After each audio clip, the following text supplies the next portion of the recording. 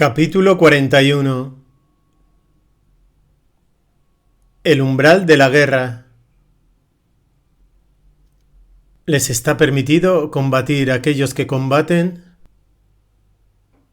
Nota.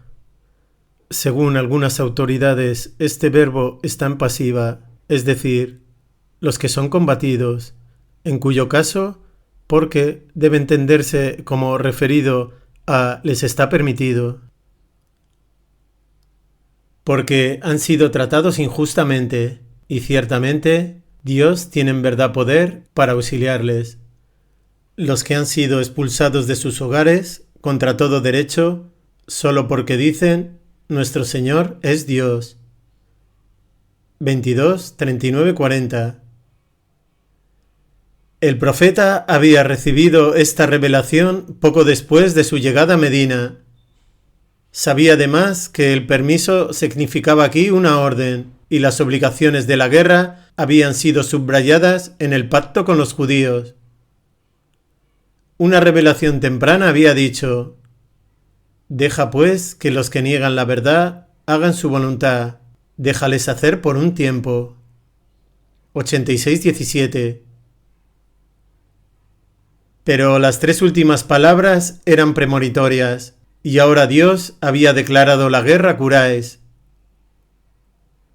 Su enviado estaba pues obligado a atacarles usando cualquier medio en su poder, y a dejarles claro que Arabia no sería ya un lugar seguro para ellos hasta que se sometiesen a la voluntad divina.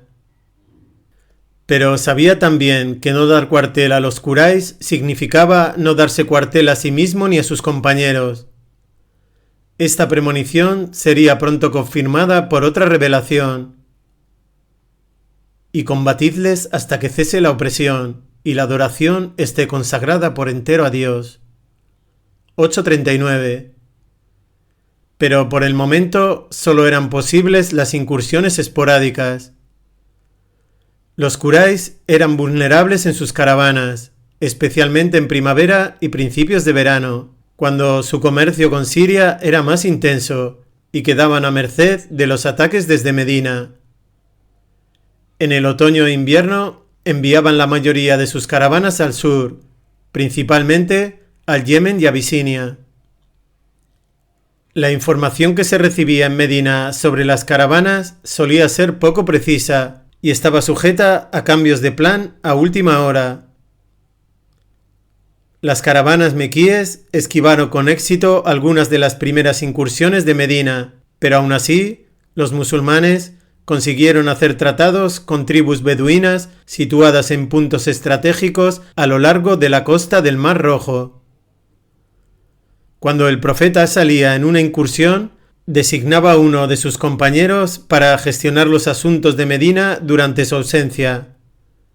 Y el primero en recibir este honor fue el jefe de Yazrai, Sa'd ibn Ubada. Eso fue 11 meses después de la Hégira. Hasta entonces, el profeta no había tomado parte personalmente en las expediciones, y siempre que se había quedado en Medina, había dado al jefe un estandarte blanco enarbolado en una lanza. El primer año envió solamente a sus compañeros emigrantes, pero en septiembre del año 623 llegó la noticia de que una rica caravana mequí regresaba del norte escoltada por Umayya, el jefe de Yumá, con 100 hombres armados. Umayya había sido siempre uno de los más encarnizados enemigos del Islam. Y otra razón para el ataque era el propio botín. Se decía que la mercancía esta vez era transportada en unos 1500 camellos. Dado que los emigrantes solos no habrían podido enfrentarse a un centenar de Quraysh, en esta ocasión el profeta se puso en marcha con 200 hombres, de los cuales más de la mitad eran ayudantes. Una vez más, sin embargo, la información era inexacta y no se llegó a producir un encuentro. También dejaron escapar, unos 3 meses después de esa, otra rica caravana, mucho menos custodiada, que el Sansi Abu Sufyan conducía hacia Siria. Las noticias de esta habían llegado demasiado tarde, y cuando el profeta y sus hombres alcanzaron Usaira, en el valle de Yambú, que se abre al Mar Rojo al sureste de Medina, la caravana ya había pasado. Pero Abú Sufián pronto tendría que volver de Siria, quizás con una carga aún más valiosa, y entonces, si Dios quería, no errarían de nuevo a la hora de cortarle el paso. Aunque hasta entonces no había tenido lugar ningún combate, los Quraysh ya estaban alertados del peligro que suponía tener un enemigo establecido en Yatrib. Pensaban, sin embargo, que esto no afectaría en modo alguno a su comercio con el sur. Pronto se desvanecerían estas ilusiones, porque el profeta recibió noticias de una caravana que llegaba del Yemen y envió a su primo, Abdallah ibn Jahsh, con otros 8 emigrantes, para acechar su paso cerca de Nakhla, entre Taif y Meca. Estaban en Rayab, uno de los 4 meses sagrados del año, y el profeta no había dado instrucciones a Abdalá de atacar a la caravana, sino simplemente obtener información y traérsela. Sin duda quería saber qué protección llevaba la caravana del sur, con miras a futuras acciones contra ellas. Poco después de que los emigrantes llegaran a su destino y acamparan en un altozano no lejos de la ruta principal, una pequeña caravana de Quraysh pasó junto a ellos y luego se detuvo y acampó cerca de donde ellos estaban, sin advertir su presencia. Los camellos iban cargados con pasas y cuero y mercancías diversas. Abdalá y sus compañeros se vieron en un dilema. Las únicas instrucciones concretas del profeta habían sido llevarle información, pero no les había prohibido combatir, ni había mencionado el mes sagrado. ¿Estaban aún sujetos a estas convenciones preislámicas?, se preguntaron. Pensaron también en la revelación. Les está permitido combatir a aquellos que combaten porque han sido tratados injustamente, los que han sido expulsados de sus hogares contra todo derecho. 22:39. Estaban en guerra con Quraysh y habían reconocido al menos a 2 mercaderes de la caravana como hombres del Makhzum, que era de todos los clanes de Meca el que se había mostrado más hostil al Islam. Era la mañana del último día de Rayab. Con la puesta del sol comenzaría Sabán, que no era un mes sagrado, pero para entonces sus enemigos, aunque no tuvieran ya la protección del calendario, tendrían el amparo de la distancia, porque habrían entrado en territorio sagrado. Al final, después de muchas vacilaciones, decidieron atacar. Su primera flecha dio muerte a un hombre de Kinda, un confederado del clan de Abdus Shams, tras lo cual Uthman, uno de los hombres de Makhzum, y Hakam, un liberto, se rindieron, aunque Naufal, el hermano de Uthman, consiguió huir a Meca. Abdalá y sus compañeros se llevaron a los prisioneros, los camellos y las mercancías a Medina. Apartó una 1/5 parte del botín para el profeta, dividiendo el resto entre sus compañeros y él. El profeta, sin embargo, se negó a aceptar nada y dijo: «No os ordené combatir en el mes sagrado», ante lo cual quienes lo habían hecho pensaron que estaban perdidos.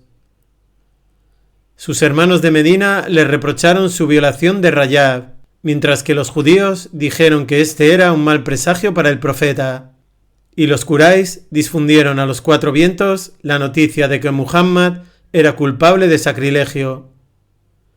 Entonces vino la revelación: «Te preguntarán acerca de combatir en el mes sagrado. Di, combatir en él es algo muy grave, pero apartar a la gente del camino de Dios y negarle e impedirle el acceso a la mezquita inviolable y expulsar de ella a su gente es aún más grave para Dios, pues la opresión es más grave que matar». 2:217. El profeta interpretó esto como confirmación de la prohibición tradicional de luchar en el mes sagrado, pero haciendo una excepción en este caso particular. Así que tranquilizó a Abdalá y a sus compañeros del gran temor que les angustiaba y aceptó 1/5 del botín en beneficio de la comunidad en general. El clan de Makhzum envió rescates para sus 2 prisioneros, pero su liberto Hakam eligió aceptar el Islam y quedarse en Medina, y Uthman regresó solo. Fue en esta misma luna de Sabán cuando descendió una revelación de gran importancia ritual.